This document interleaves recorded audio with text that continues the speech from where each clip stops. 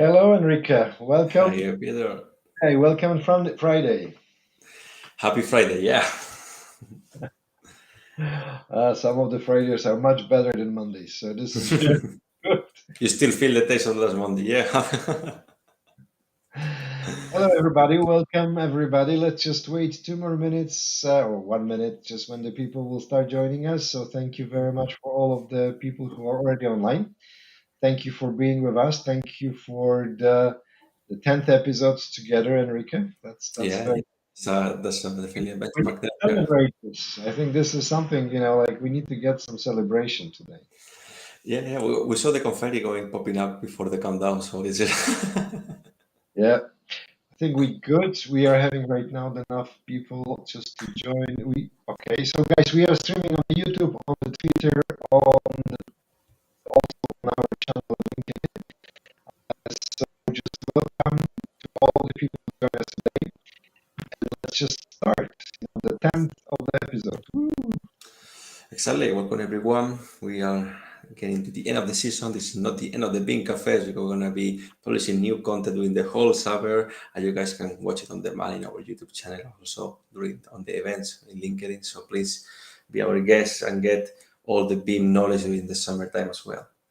So today on the 10th episode, we are gonna mainly focus our session on analyzing what is the BIM workflow, what is the logic behind BIM methodology, how the efforts or work is put into each phases, and we're gonna analyze study cases on real life, how bad can be the lack of coordination and some problems that can arise during construction projects if we are not implementing BIM. You scare me, so this is good. So Mhm. I know, this is the beam is information, data and information. What was this on the beginning? Oh my God!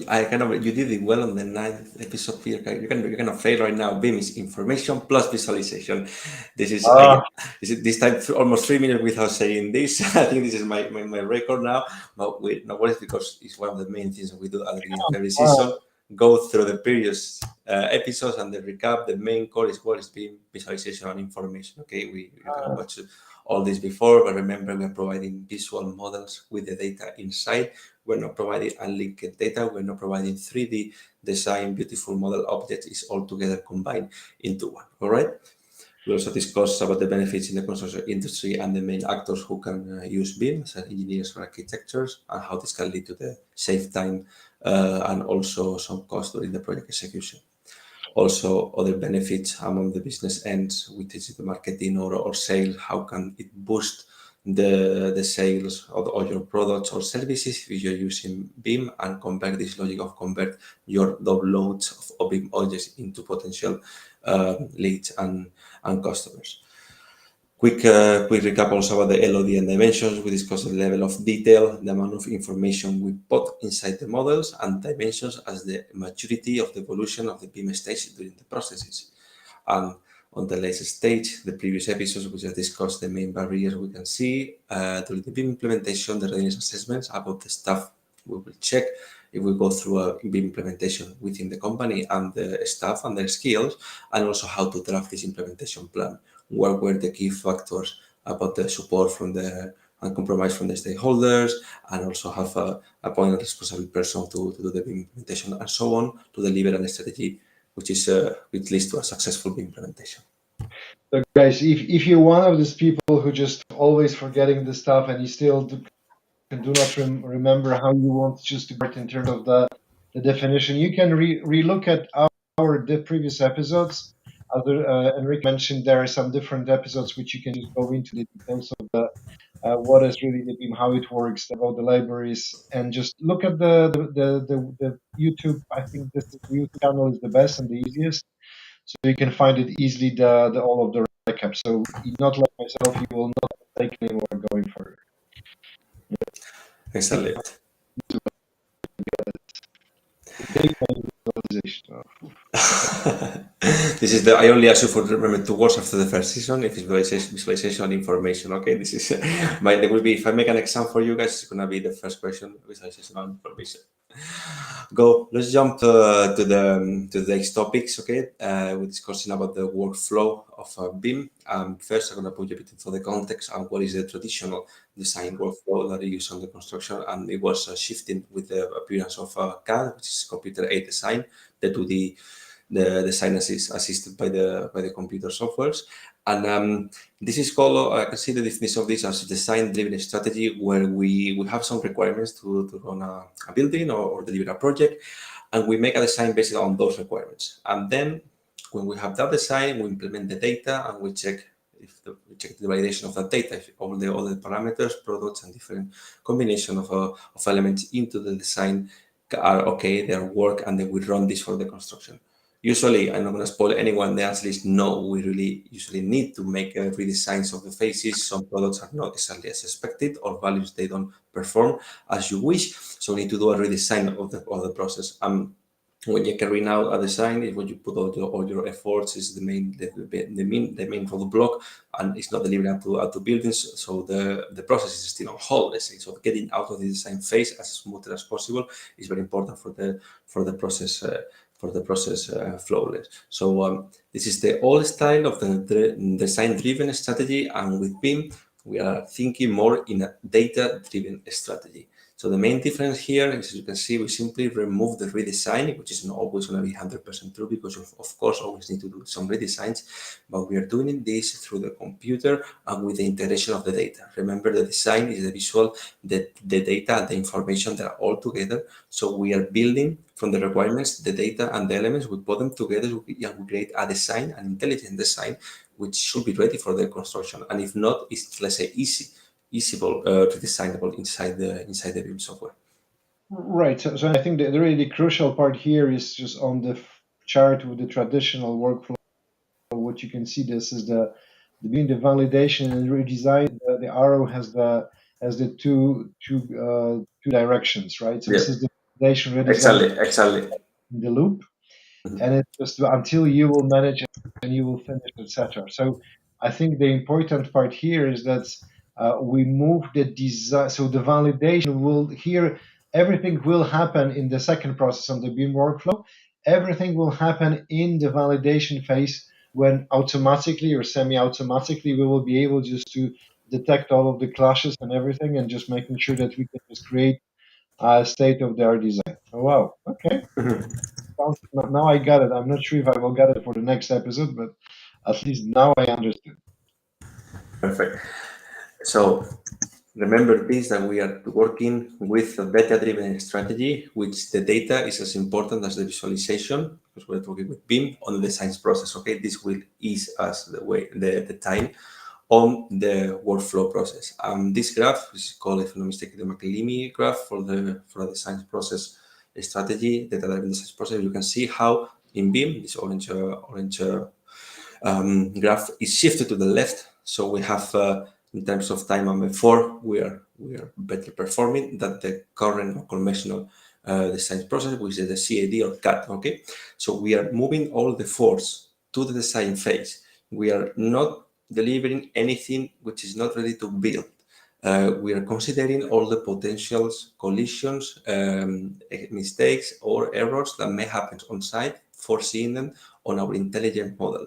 So when we give it a go for the construction in a BIM project, we are not 100% because no one is perfect on their work, but really higher chances to get a more intelligent and successful design. So we are putting more effort on the design phase. It will get more time. It will take more time and more effort to produce a better designs, but this is going to save us time, money, and will increase the efficiency because one is implemented on site, the error will be way less.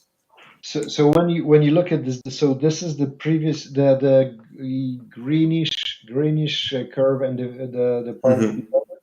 This is the cost associated. What is this? Is the whole matrix? Let's say down. Oh yeah, this is the one without says ability to impact of all the costs. So for example, if we are Okay. doing some changes at the beginning, we can impact the cost easier than at the end. At the end, the impact on the cost, well, is going to be higher to make an impact, and the costs are going to be also as well higher. So with BIM, we have the possibility to make changes and amendments quicker and affect less on the overall budget, because the changes are made on the digital twin or this virtual model. So before it makes to the construction on the site. Okay. Mhm. So I got it. I understood. This means that we try to shift the more expensive changes, etc. You can just still think through them, right? So this is like a prototyping in the computer, which allows you just to remove all of the expenses Exactly. from Exactly. the. Got it. Yeah. Good. So we're going to talk about something, other concept in BIM, Creative Withdrawal Flow, which is the coordinated model. To make all this happen, we need a coordinated model, also called federative or federated model in some cases. The idea is this common data environment. Remember, we talked about this on the previous episode, CDE or common data environment. Let's imagine this global cloud where everyone put the information and take the information from. So we are unique, we are drinking and eating or whatever from this unique source. So there's less room for misunderstanding or potential errors, as all the information is going to be thrown there, and the model is going to be, as the name says, coordinated. The idea of this is that every single party taking a construction big project, every single party makes their own design, their own work, and they send it to the coordinated model, and it's the BIM coordinator. That's why we highlight the role of this role on the previous episode, which is very important because he's in charge, or she is in charge, to implement the coordinations of all these models and highlight the potential clashes or roadblocks between them. So we can see on this image how the different installations in a building they need to be adapted and sent to the main structure or the main federated model, where everything's collapse between themselves, and you can see if there is clashes or not. Very good. Now I got it. So that's something which is really we spoke about it on the previous sessions as well. So Yeah. This is the concept of a budget. Now we know way more about BIM, we know way more about the concept. So I want to repeat it again with this word coordinated or federated model, because there are two words that we hear a lot about the big projects where everyone needs to collaborate and put their part on them. okay, understand. Good. How this may happen? This is what I explained before about the role of the BIM coordinator. When we want to make those changes, usually if we're working with the IFC format, remember the IFC are the industry foundation classes, the open BIM format, or we are working on commercial software as Revit or Archicad. We request the model from the BIM coordinator, this CD or cloud. One of the planners, they take the model, make the work, the impact or the changes, and send again to the coordinator, who will be the one who implement those changes into the main model, and the next party, the one that want to make changes, can take it from there and have it the latest update.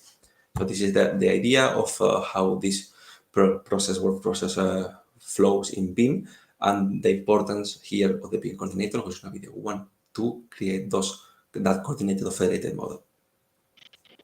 Okay, so you're still insisting of having the BIM coordinator, right? So this is the role you're always talking about. Is Yeah, it really something which is very, very critical?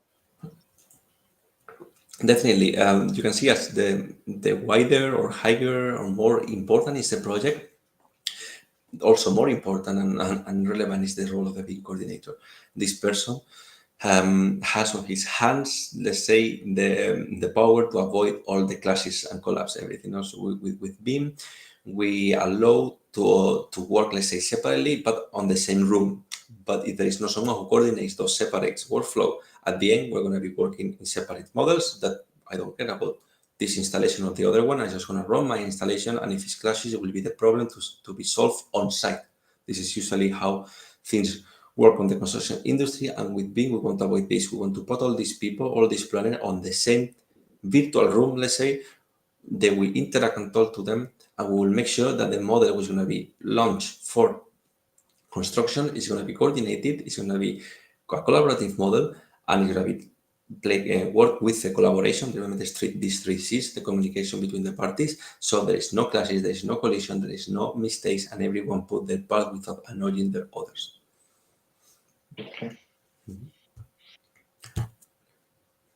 Good. So after all this talk, we're gonna take a look at this funny pictures here. We're gonna take a look of the of some examples in the real life how this mislead of coordination, communication, coordination can happen in the real life. No, some examples. So we can see that, for example, on this first image, which I personally love it, we are working a security company without the CCTV or the video registration in a building, but they don't really have to know where the screens for AVs or other marketing or standards they want to put on the building they are. So they don't really need to be worried about this. Same as the other party doesn't need to worry if behind my screen is going to be a camera. But if we're working here with BIM, there's going to be a team, because the BIM coordinator won't be also a unique person. They will have a team around that will worry and will care about that this system doesn't collapse. That if I'm placing one camera, it needs to have enough visibility in front. If I'm placing one screen, I won't be blocking anything behind it. And same goes for the tap or the sewage on the road, right? We are working here about different parties who make their own piece of work on the process, and they don't usually are aware of the rest of them, and it's not their job. But with BIM, we implemented a figure, a team, a methodology that put all of them into a stock. And for example, before it happens, the installation of that camera in BIM, the model, they will flag out something saying, hold on, this camera needs to have a free radius or diameter of 2-3 meters, whatever, and it's not happening here. So this is red flag light, attention please, we need to check this. So this is a clash detection. We need to coordinate it before it happens to construction. So this is the idea. Yeah, the camera is just it's just watching if there is nobody wants to steal the screen. So that's not. And if they steal it from behind, they won't even see their faces. So Oh yeah, but we'll see that it's all. yeah. Also, some other examples, for example, this ventilation fan clashing with the pillars of a structural architectural team, coordinating with the ventilation or some equipment installation team as well. And on the right side figure, we can see how we are running through this tray of electricity or internet cable through a wall and filling up with some foam, which is really very inflammable. So this is completely a flag for construction industry, that electricity cannot be surrounded by this kind of material. So we're just making, okay, it should be a pleasure for a trader. Is no, I don't care. I just make a hole. No, these things should be highlighted, and the person who built that tray needs to be aware that there is a structure and there is a wall behind, so they need to select a different route or amend with the architect or the structural team to prevent this. And this will happen on the coordinated model. Okay? On this screenshot that I present right now is where we can see this happening virtually on the digital twin. Remember, the digital twin is the same, the virtual brother of the building, let's say, where we have all the data implemented, and it is the intelligent model where all the data is being put in through, and all the installation start to build up. So through different software of BIM coordination, we can see and highlight some clashes, potential clashes, before they happen on real life, as we said on the previous slide. We saw, sorry, on the previous slides. Makes sense. So Mhm. when I work with one of the startups in Paris, one of the idea of using BIM was designing and checking the different type of doors and making sure that they can do the savings. I know it sounds completely ridiculous, but they were just designing some of the different doors on the floor, and the doors to the toilet was just much higher resistance, because they were just based on the experience of the company, were just more going to maintenance because of the frequency of opening Mhm. the building. And next to that, they were able to design it properly on the structure, based on the flow also of the people, etc., what they designed it. Because on the top of it, what you can have it as well, you can also just build a simulation afterwards of running the business, right? And running the building, running the construction. So you can see, if you have the conference room or if you have the big building, you can simulate the number of interactions going through the building itself. So that's not only just about the creating and building, but when you have all of the installation, then when you have everything built, you can also run the simulation of running it and bringing the maintenance as well on it. This is the idea, that bringing this is foreseeing the future somehow, so you won't face the problems that you are nowadays facing with the coordination and classes of different installations. Good. So let's study one of my favorite examples for in construction industry. I'm very sure that pretty much all of our audience heard about the Brandenburg Airport in Berlin, the airport which been predicted to open six times or seven, and it costs like 4 or 5 times more. So anyway, they say here I took some screenshots from news about the project itself. This is this project is really important. Apart from the how bad was was executed, is an example of how we don't need to do the things. And in Germany specifically, where this project has been executed, it's been a really milestone for government and construction companies to say, guys, we cannot make this more happen. This is a shame for everyone. And the direction they're turning now is we need to make it with BIM. So such a big project, we need to make it with BIM. As much coordination, collaboration, and communication within a project, more BIM you need to put inside. So, taking an example, I take a quick look about this airport project. We can see how long it's been taken on this paper. It says 30 years from conception to to completion or operation, missing 7 operating dates. Is completely a big scandal of the construction industry and how things don't seem to happen. And one of the things that for me they are more important about this project is that all the main issues were highlighted because of lack of coordination. I remember to see like lights who doesn't turn on, lights who doesn't turn off, some doors who cannot open because you have walls or cameras inside, and vice versa. This is completely one failure after the other because we've been running different services without considering the others, and this is only avoidable unless you have a perfect communication and collaboration between all the parties with BIM. So taking a look of all this one we're talking here about some of the figures that shows the big delay and oversize of the project in the execution phase. I think it opened last October 2021, if I'm not mistaken, and still people are a bit embarrassed to when they talk about this, and you see so many different Germany construction companies or also politicians with the ministry that this cannot happen anymore. The only way is to go for the federated coordinated model going towards BIM.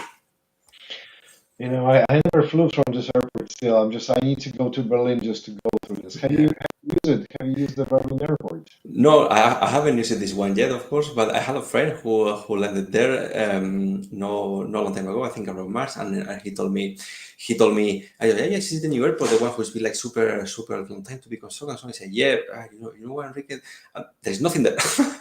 After all, there is nothing there. There is no services. There is no chair where I can wait for my next flight. The Wi-Fi wasn't working. So you can see this is being pushed. We need to open this. Is being pushed, and still it's not working. There is a big lack of coordination, and I can remember some of the figures.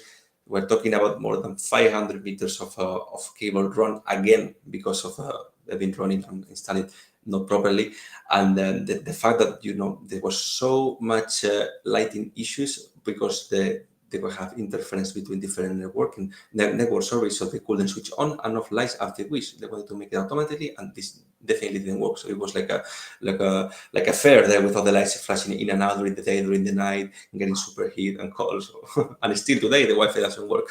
My friend told me. We said this is top number one user experience. There is no Wi-Fi, there is no seats. I don't like this airport. Well, it's okay. Let's maybe just do the team event there. So just maybe we can just go there to see how this works and make some picture future webinars. Yeah. So letting this with everything that we discussed through.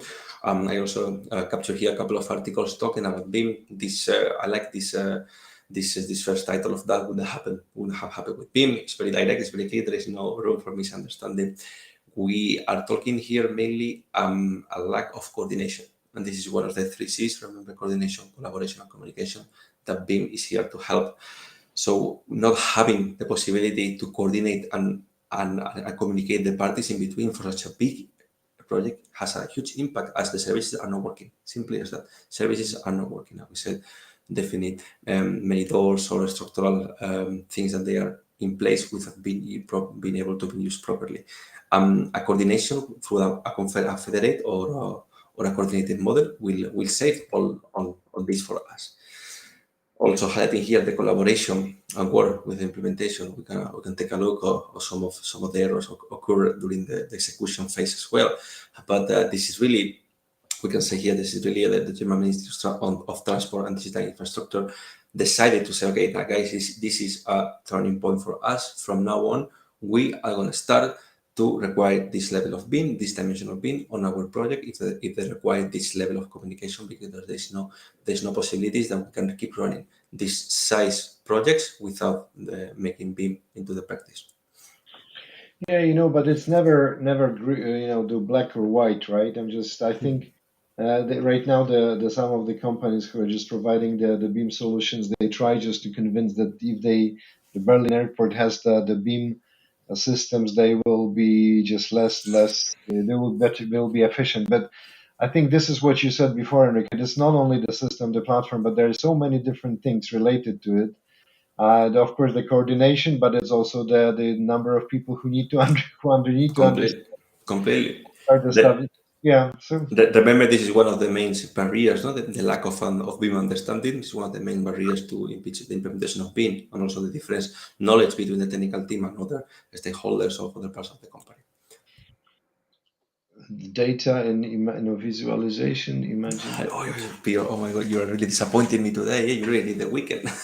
Visualization and information. I'm gonna type it down now, Sorry. so it is closed under our streaming. So, as a summary of what we saw today, data-driven strategy is where we are focusing our efforts on the design phase. We are making a bigger impact to create changes without affecting the overall budget of the project as much as we do with a design-driven strategy. So BIM works like this: we shift the efforts, we spend more time and more resources on create a proper design, but it's gonna be way more efficient. And the idea of the federated or coordinated model, where all the different parties put their design on site, their networks or their structures or whatsoever, and the coordination team, the BIM coordination role or the coordination team will be in charge to detect those clashes and avoid the image that we saw before and execution of projects as the Brandenburger report.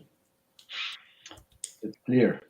I don't want to say anything because you will just tell me that I'm not ready again. So just know I'm just not. That's okay.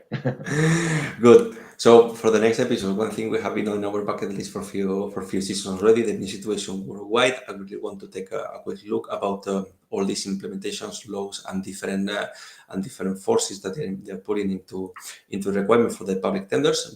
Some governments in the world. That's why, as a Germany, just recently joined after this shameless operation, and we are soon to close our season, but this is not the end. We're gonna keep making more and more content during the summer. But I invite you now to go and visit our YouTube channel, the BIM Cafe, to be or not to be, subscribe, and you can watch this episode and way more. This is the way for us for you guys to keep learning and don't make like Pio that after 10 sessions he still doesn't know these two words. So please go there, subscribe, and you can see all our It's not about episodes. like this. It's not about. Sorry, now this is learning curve. Okay, so you learn, then you just go down. So you need to agree.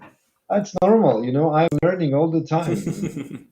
So, guys, I think this is what's has Enrique just explained it. We will just the next session will be the last before vacation. Then we will just go with the some of the pre-recorded sessions for the during the vacation period. We're looking forward to restart it in the beginning of September, the live one. So just we will find out what the timing will be, what will be the best really moment to get together. So I think this is something which we will try to look at as well. Um, we also just invite you and thank you very much for those who just already trying. We are just offer you the ability just to talk to us in our free time, thanks to agenda which we have in our system. So you can book it directly through our agenda. So just it will show up. You will have the virtual meeting with Enrique and myself and try just to really answer your basic questions. So thank you for those people who already tried. It's always great discussion. We also invite the people to join us during the next season to talk about it, about their experiences, about their pitfalls, and the way how they just solve it. So I think this is important. Um, we want your help. We want also just that you share your knowledge about the BIM. More than I'm learning, less I understand it. That's normal. But more Good than I'm learning, questions. that I hear it more and more basic stuff which are coming from the network, the colleagues and the clients, which we can help. So I think this is important. We also will help you with some of the BIM workshops if you need. So this is the preparations which you can see on behind me. The BIM workshops we are helping to organize to manage the process through the preparations and all of this part related to the assessment. So come and join us. And my God, this is we said last week this will be the last week, but I think this is the last week we haven't changed the Fi- slide. finish. We finish for the season the proper for the pin range assessment. So this is your last train, the last chance to jump into this trade. My God, I haven't just seen that. So you know, it's just yeah, you're lucky guys. So just it's still the discounted price which you have for the readiness assessment. But it's over. Just after this one, it will not show up, so they will go back to the full price. Thanks to you because we have the full demand and just the request coming in. So thank you for this for the trust which you're giving us. So we really appreciate this one. So Enrique, the next week will be the last one, right? And Exactly. so we can go just have a great weekend right now, isn't it? Exactly, yeah. Euro weekend, and remember, Peter, on the last episode, I'm gonna make only one question at the beginning: what is BIM? And I went to two-word answers. Okay, so I really want you to be there. It's at the end of the season. Remember, let's see these words. You know, if you don't remember this word, you can just go to the YouTube channel, watch the episode because I said that like 10, 15 times on every single one. Okay, I just need to go back to YouTube. Because thank you very much for just being. Thank you very much for all of the guys who just participate, who stay with us for the 25 minutes which we run the part of the session, and talk to you next week. Exactly. Have a good weekend ahead, guys. Thank you so much for showing up. Bye. Thanks. Take care. Bye bye.